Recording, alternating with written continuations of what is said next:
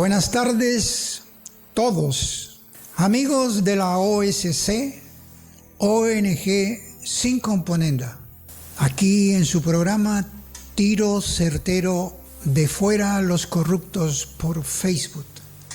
En esta tarde vamos a tocar un tema que tiene que ver la corrupción en la política, en el servicio público, privado y también en el servicio religioso.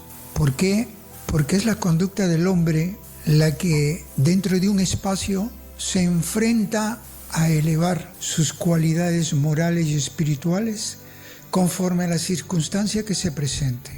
En otras palabras, si hay corrupción es porque la corrupción está en la mente y en el corazón, sea quien sea, creyente o no creyente. Las inclinaciones y la tendencia son lo que los lleva a cometer actos delictivos, actos irregulares, actos perjudiciales para los demás en beneficio propio.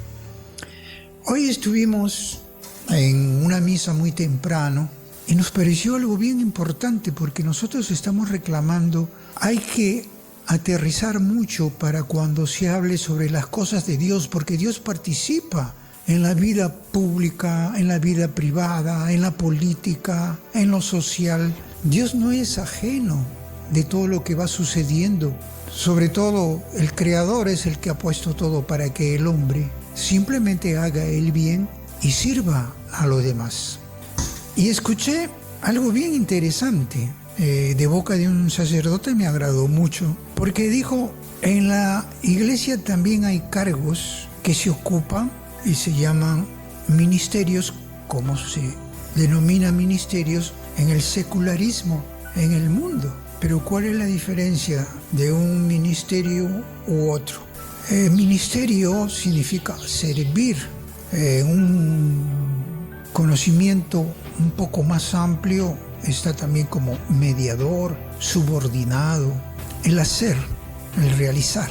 Pero decía este amigo sacerdote, la palabra ministro o ministerio deriva del latín minister, que significa sirviente o criado, también ayudante, y procede de la raíz minus, menor, menos, miniatura.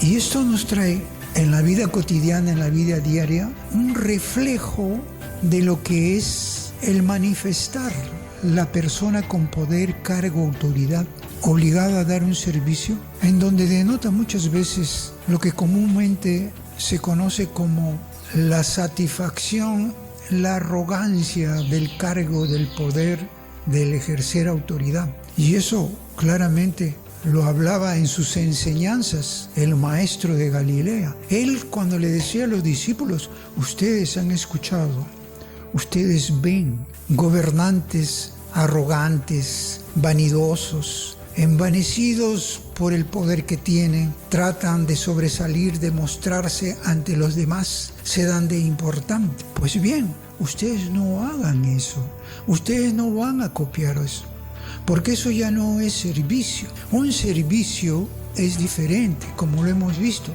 menos importante yo y más importante aquel que se va a beneficiar con el conocimiento, con mi intervención, con las cosas que yo tengo que darle. De esta manera, el político tiene que tener eso. Una autoridad pública, privada, creyente o no creyente, tiene que tener por delante los principios, valores morales, éticos, porque es la fuente de todo lo que nos lleva a considerar el bien, pensar en el bien, hacer en el bien, no para mí, sino por los demás. ¿Y para quién? Para la gloria de aquel que reina en el universo, reina en tu vida, reina en los pueblos. Ese es un ámbito que no tiene nada que ver con aquellas opiniones que dicen la religión que permanezca en lo suyo. Eso es falso. Porque es al revés, muchas veces quien se entromete en la religión, quien se entromete en la iglesia, son los políticos, son los partidos, son los gobernantes, cuando tratan de imponer cosas contrarias a un contenido de moral. ¿Quién es el patrono de los gobernantes y de los políticos? ¿Acaso no es Tomás Moro? ¿Qué cosa no decía Tomás Moro, el patrono de los gobernantes? Decía, Al hombre no se puede separar de Dios ni la política de la moral. Ahí está la esencia. El hombre tiene un componente material e inmaterial y obviamente el hombre tiene espíritu. Ese espíritu es el que recepciona toda la voz, el pensamiento, el contenido del bien para hacer el bien, construir el bien, desarrollar el bien y educar en el bien. No me van a decir algunos que tratan de arrimar a la religión, que tratan de arrimar los juicios de valores que como deber político y social tiene la Iglesia para intervenir cuando hay explotación también en los aspectos laborales, cuando hay injusticia, cuando hay discriminación. No me van a decir que ustedes no tienen espíritu porque no son animales. Los animales no tienen espíritu, pero ustedes sí tienen espíritu. Y no tienen un espíritu para hacer el mal. Y si lo tienen para hacer el mal es porque se han vuelto seculares. Su ámbito de crecimiento ha decaído en lo moral para ver las cosas rápidas, fáciles, en la cual yo me puedo beneficiar a través de un cargo, a través de una autoridad. Y eso es la clase política que tenemos ahora.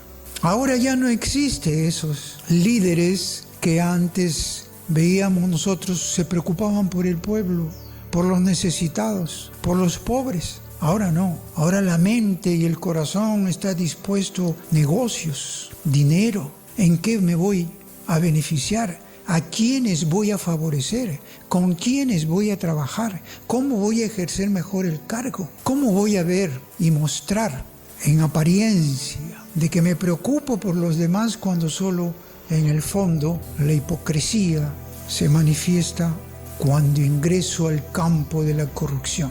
Y el campo de la corrupción simplemente es apartarse de las cosas que el Señor nos ha enseñado a través de ese contenido cívico que es la palabra de Dios, la Biblia, el Evangelio. Entonces ahora pasan los años y el ámbito de Dios que antes era inmenso se va reduciendo, donde ya ingresa el secularismo, el laicismo, la política insana, malvada, perversa, aprovechadora, manipuladora, y en donde maneja y manipula todo lo que está a su alcance y a todo lo que pueda atraer a través de la corrupción.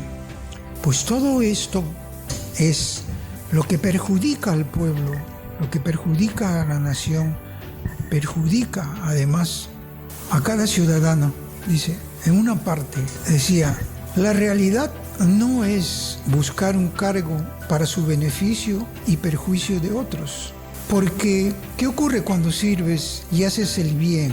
Es decir, ¿quién se encarga de ti, de impulsarte a no robar, a no mentir, a no engañar, a no estafar, a ayudar a los demás? Han habido aquí muchos profetas, los profetas menores sobre todo, preocupados por la justicia social, denunciaban a sus gobernantes, reyes en esos entonces, líderes políticos y religiosos, Amós, Joel, Malaquías, todos ellos han visto, Oseas, se han preocupado por la justicia social, han luchado y han dado su vida por la justicia social. Y eso para la Iglesia no es hacer política, nunca ha sido ni lo será, porque no podemos tener una iglesia muda. Cuando tenemos una iglesia muda, pues el enemigo se aprovecha porque arrima la opinión divina, arrima la opinión de los seguidores creyentes, arrima la opinión del pensamiento mismo de aquel que ha creado todo, controla todo.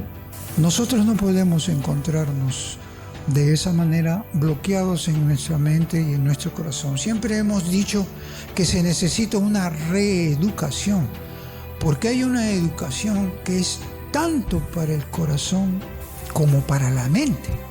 Hay educación que ya está puesta a lo largo de ese contenido cívico bíblico para que no exista discriminaciones, para que tú enseñes verdaderamente lo correcto, lo equilibrado, lo justo, los razonamientos adecuadamente empleados. Si nosotros recordamos, cuando se dice en uno de los salmos, porque el Señor tiene preceptos y normas educativos tanto para el corazón que va en el alma como para la mente, que va para enseñar a los ignorantes, para instruir. Y la Iglesia tiene esa misión, la misión de iluminar conciencias para que las conductas y comportamientos humanos sean inclinados al bien común, al prójimo y para los demás. No al egoísmo, no al individualismo, no al beneficio, a la preocupación propia.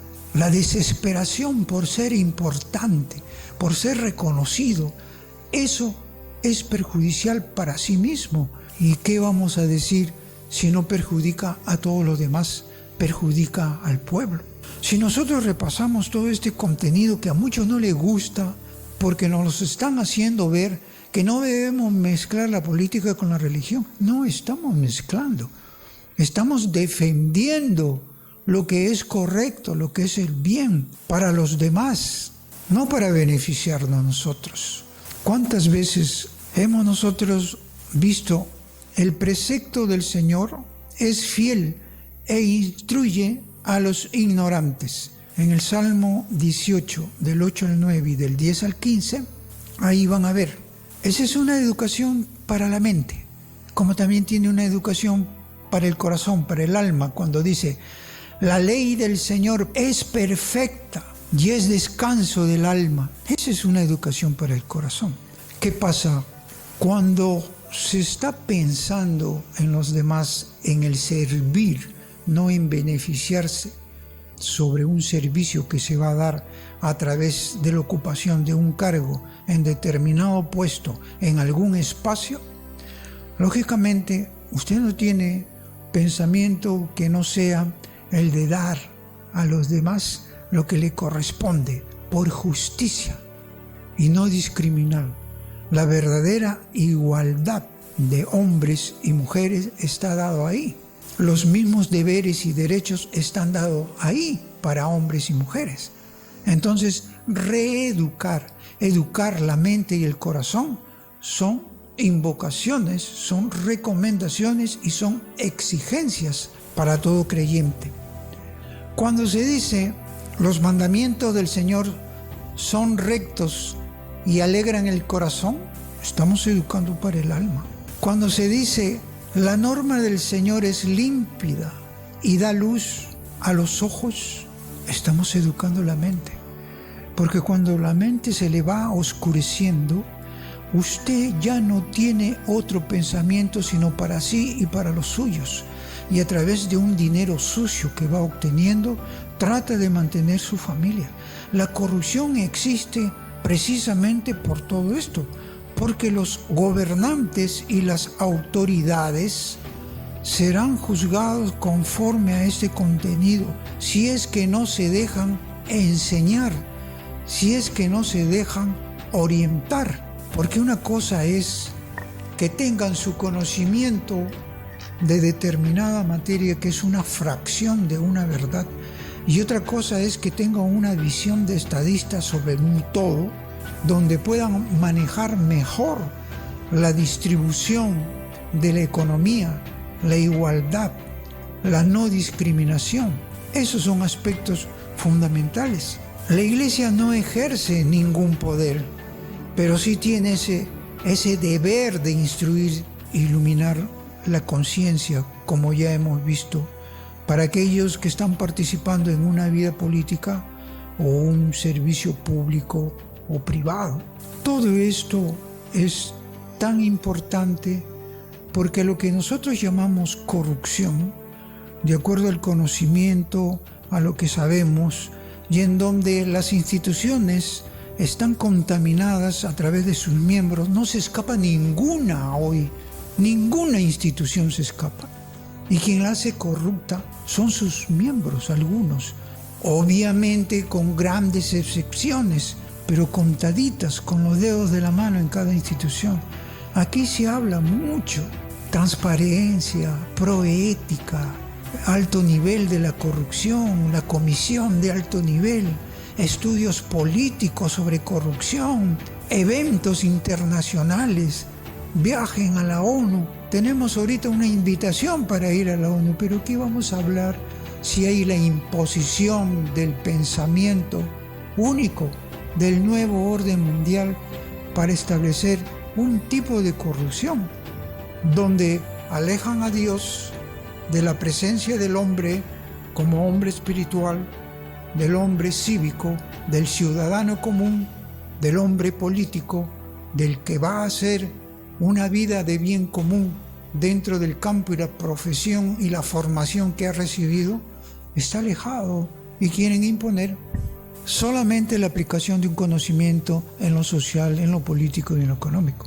Y de eso se vale, ¿de qué? De un psicologismo, ese psicologismo que maneja masas, y esos son los psicosociales. Todo eso está ya establecido como diseño para un manejo de las naciones. Ahora que estamos viendo con esto de las migraciones, lo que habíamos sostenido hace 2 años, cuidado con abrir las puertas así libremente, sin regulación alguna, sin control alguna. Ahora, ¿quién va a hablar de las migraciones si por el contrario ha habido una corrupción tremenda en aquellos que han introducido ese microbio en laboratorio para atacar las leyes del mercado de un país que estaba emergiendo a nivel mundial y que estaba pasando a ser una potencia? Eso es todo. Pues China tiene sus zonas de fronteras o sus zonas libres capitalistas. Y lo que han querido hacer es bajar el mercado, romper el mercado, porque estaba dominando el mundo. ¿Quiénes? Las otras potencias. Y ellos son los que están viendo. Entonces, ¿de qué estamos hablando? Políticos de todos los niveles, líderes religiosos de todos los niveles, ejercen una autoridad que al cual, cuando nosotros llamamos que se ha torcido a una voluntad recta, correcta, si se le llama pecado por un lado, nosotros lo llamamos corrupción. Pero al fin y al cabo, la corrupción es del corazón, el pecado es del corazón. ¿Qué claridad puede tener una persona que solamente se obsesiona por llegar al poder para beneficiarse? Y de ahí es que todo está corrompido. ¿Y ustedes creen que van a vencer a la corrupción con leyes severas, con penas de muerte, con foros y eventos? Cuando la crisis es del hombre, si todo cambia y no cambia el hombre, nada habrá cambiado. Todos estos aspectos hay que verlo en un ámbito integral. ¿Cuántos han ingresado en este nuevo congreso de pantomima, fantoche, y que son fanfarrones que cuando hablan solamente se están envaneciendo? ¿No escuchamos todos los días? Se creen superior a otros y lo único que saben es un aspecto mínimo que ni siquiera lo ponen al servicio de los demás, sino para sí. Vamos a poder vencer a la corrupción sin pensar ni interiorizar quién es el que se inclina, el que hace conductas incorrectas, el que tiene tendencia a buscar el dinero, el poder, la manipulación. ¿Cuáles son sus dioses de ellos? El dios dinero. Eso está gobernando a nivel mundial y todo está establecido simplemente para construir un mundo alejado de Dios, sin Dios. Y no se puede hacer una política sin Dios. En lo social, no, tampoco. Y menos podemos participar en lo económico, donde la inequidad en cuanto a la distribución de todo lo que pertenece a todos es manifiesta. Son errores que se han cometido, pero la reflexión es esta: ¿debemos continuar con esos errores? ¿Vamos a participar todavía con esos errores? ¿Vamos a formar esas clases de líderes de siempre? Los líderes del mundo y los líderes creyentes, los líderes que tienen otra mentalidad, no tienen espacio para poder trabajar. ¿Por qué no los integran? ¿Por qué no se intercambian debates, opiniones, participaciones? ¿Por qué se quiere construir un mundo alejado de mucha gente, de muchas personas o de nuevos líderes que usan un lenguaje distinto, un lenguaje inclusivo, diferente a ese lenguaje inclusivo manipulador, fantasioso, que es la ideología de género? El lenguaje inclusivo verdaderamente es el sentido del bien, donde para todos se sirve, para todos se trabaja. Siéntete que eres un servidor público y privado y que no has venido para aprovecharte del resto, para engañar a costa de los más pobres, de los más necesitados. Porque eso, no digas que eres cristiano, católico, creyente. si haces todo lo contrario? Si hasta juramentas para portarte bien. Eso podrás engañar a los hombres, pero a tu Creador no lo vas a engañar. Y darás cuenta lo que hiciste a un pueblo necesitado de tu servicio. Darás cuenta a una sociedad necesitada que trabajes para ordenar y poner seguridad ciudadana a todos. Qué lástima que tengamos nosotros gente impreparada quienes nos gobiernan. Y no tengo miedo de denunciarlo. Qué lástima que tengamos también dentro de nuestra jerarquía eclesial, en donde participan obispos, sacerdotes religiosos y laicos, como miembros de esta iglesia, que no les importa, son indiferentes. Qué lástima que hemos estado formando y formados bajo esa tónica desde hace mucho tiempo. Pues hoy te toca construir nuevos caminos. Hoy te toca prepararte y ejercer nueva disponibilidad y actitudes y voluntades distintas a la que se ha venido haciendo en estos momentos. Basta ya de estos políticos comunes y ordinarios, y aún aquellos que se creen creyentes también. Y cuando bajo la mesa están haciendo lobbies y negocios y están buscando dónde arrimarse para hacer argollitas, padrinazgos, compadrazgos, amiguismos. Basta de todo eso. Ha llegado el momento y nosotros estamos esperando ya gobierno de centro, un gobierno que trabaje con todos, que no discrimine a nadie, pero que una a todos bajo un sentido, el sentido del pueblo, sentido de trabajo, sentido de beneficio, sentido de bien común, de buen obrar, de buen educar. Todos juntos podemos estar caminando en armonía, conviviendo en armonía bajo esos postulados cristianos. Depende de ti si vas a esperar o vas a seguir participando con estos políticos de ahora. Salvo algunos, hay muy pocos que tampoco pueden hacer mucho, porque a veces los intereses del partido los mueve y más posibilitan un beneficio partidario que el beneficio del pueblo. También es cuestión de reflexionar. En política mucho se ha hablado, mucho se dice, mucho se dirá. Pero yo quisiera que vean ustedes, y yo con esto termino, un video que le dejamos para que sea orientador y guiador, para que todo creyente, cristiano, sobre todo católico, tenga el deber moral de participar en lo político, en lo social y en lo económico, bajo esos pensamientos y contenidos cristianos. Depende de ti, no te lamentes más, depende de ti. Lo que tú hagas, lo que tú opines, hazlo. Muchas veces somos la voz que grita en el desierto, pero únete a ello, hazlo. ¿Por qué la Iglesia habla sobre los temas sociales? ¿No es eso meterse en política? Si recordamos lo que vimos en el vídeo anterior, llegamos a la siguiente conclusión. Si das culto a Dios, pero te olvidas de que es el Dios de la libertad y oprimes, esclavizas y robas, no eres diferente de aquel faraón que mantenía cautivo al pueblo de Israel y adoraba a sus propios dioses. Si adoras a Dios, tienes que adorar la libertad y la justicia.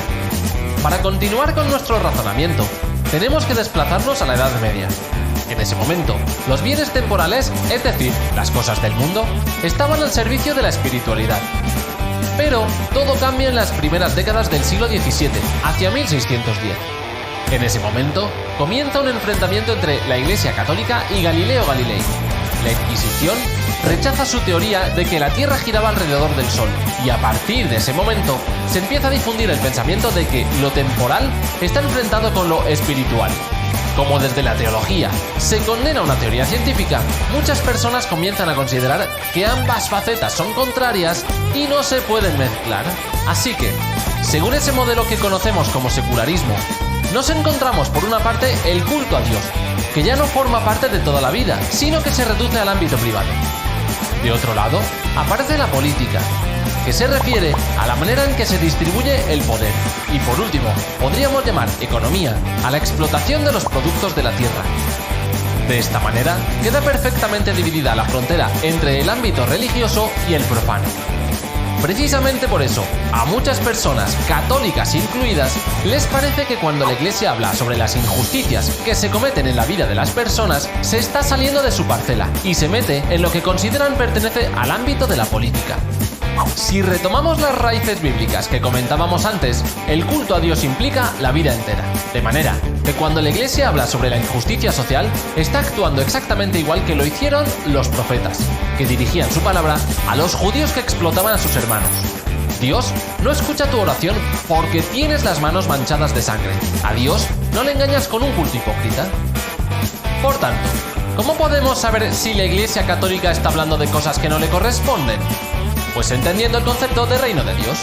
El reino de Dios anunciado por Jesús incluye las dos dimensiones que decíamos, la temporal y la espiritual. Por eso, cuando la una o la otra atentan contra los valores del reino, la Iglesia, nosotros los católicos, tenemos el deber moral de denunciarlo y tratar de poner el remedio.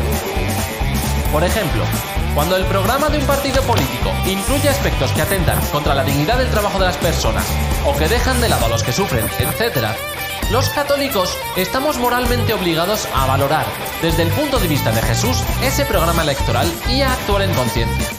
Y cuando la Iglesia lo menciona, no hace política, sino que está poniendo los acentos sobre aquello que va en contra de las enseñanzas que nos dejó Jesús de Nazaret. Pero debemos llevar cuidado. Es muy fácil cruzar la frontera entre la justicia evangélica y la política barata. No es tarea de la Iglesia desprestigiar a unos o a otros. Eso no es cristiano y va en contra, precisamente, de los propios valores del reino que tenemos que defender. Otro ejemplo.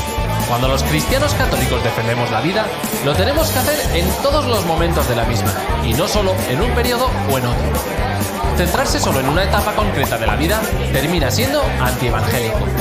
Si de verdad queremos que el reino de Dios sea una realidad, no podemos dejarnos manipular por opciones políticas, sean las que sean. Es justo al contrario, tenemos que confrontar esas posiciones políticas a la luz de las palabras de Jesús, sin tener miedo de las consecuencias. Bien amigos, con mucha pasión hemos hablado estos aspectos que verdaderamente salen del corazón.